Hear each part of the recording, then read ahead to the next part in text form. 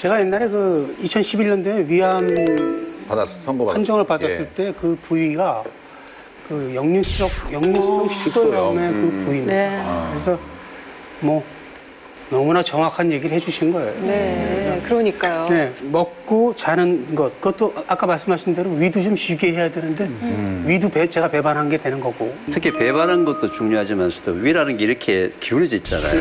이렇게 기울어져 있는데 음식이 들어오게 되면 위산이 나오지 않습니까? 네. 그럼 주로 밑에 위산이 있어야 되는데 눕게 되면 이렇게 되겠죠.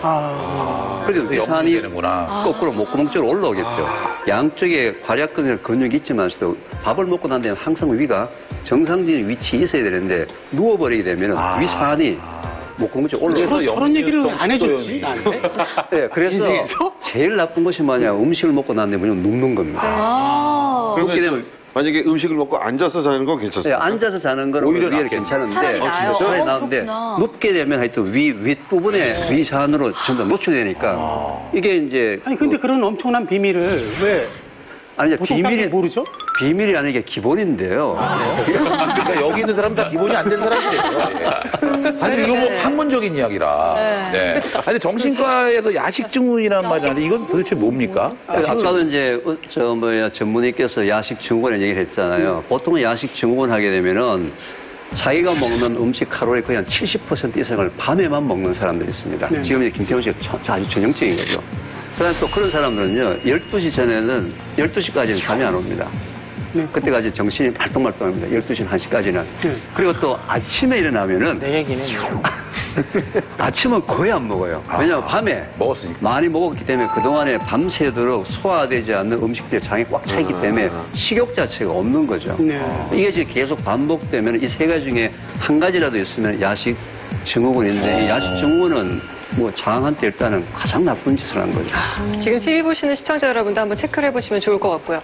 아, 근데 사실 우리나라 야식보다 뭐 신천지잖아요. 그렇죠. 예. 밤에 뭐든지 간에 전화 한 통화로 예. 집까지 배달을 해주고 또 간편하게 먹을 수 있게 시장 나오니까. 조사된 게 있다고요? 직장인 네네. 그 2명 중에 1명이 네. 매주 야식을 매주. 네, 즐겨 먹는다고 하는데요. 특히 그 즐겨 먹는 야식 종류가 있는데 아까 우리 일이 치킨일 거야, 치킨. 맞습니다. 그럼 치킨이 제일 많지. 김태원 씨처럼 치킨이 1위고요. 2위가 역시 김태원 씨 자주 드시는 라면입니다. 라면. 3위가 보쌈이고 4위 족발, 5위 떡볶이, 순대 같은 분식. 분식. 네, 다 자극적인 거. 김태현 씨 거의 이관왕입니다. 매달려 있는 동급 최강이죠. 자, 마지막으로 소화기 내과에서는 굉장히 문제가 된다고 했는데 그래서 소화기 내과의 보충 설명에서 저희가 모신 분이 있습니다. 네, 김태현 씨의 미래 소화기 건강에 대해서 자문을 아까 해주신 네. 소화기내과 전문의 김덕환 교수님 모셨습니다. 네, 어서 오세요.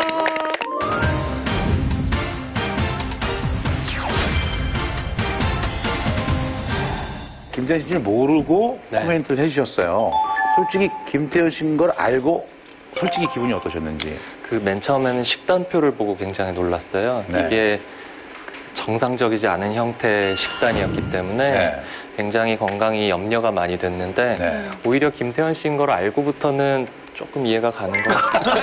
조금 이해가 가. 사람들한테 감동을 줘야 되는 예. 음악인의 삶이란 게 이렇게 네. 힘들구나.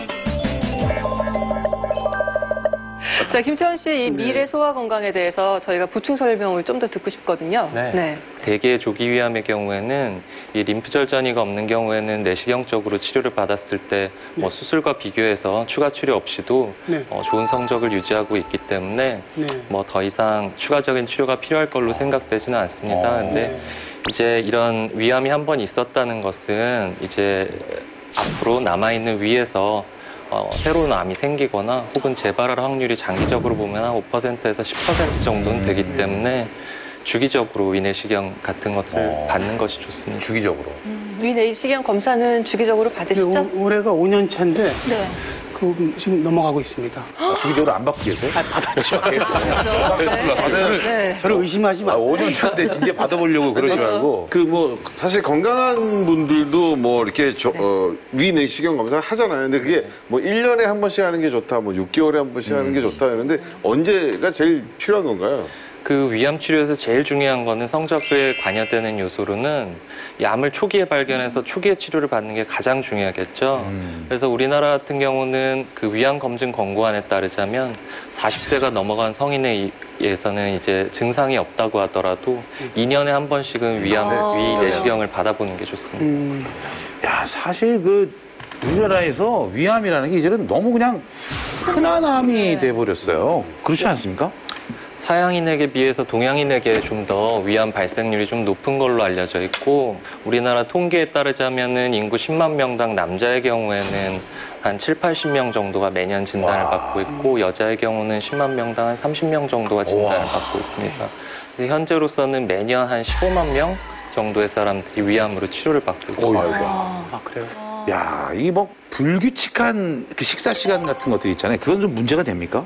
일단 김태현 씨 가장 문제가 되는 거는 이제 말씀해 주셨지만 이제 밤늦게 음식을 먹는 거. 이게 가장 문제가 될 수 근데 있을 그게 것 같고. 5살 때부터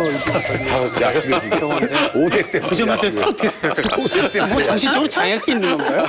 빵이 없으면 안 됐대요. 정신과 선생님 얘기하시기로 이제 야식증후군 얘기를 하셨는데, 야식증후군 가능성이 있어 보이세요. 이제 저녁 7시 이후에 하루에 섭취하는 칼로리의 절반 이상을 7시 이후에 섭취하게 되면은 우리가 야식증후군을 좀 의심해 볼 수가 있죠.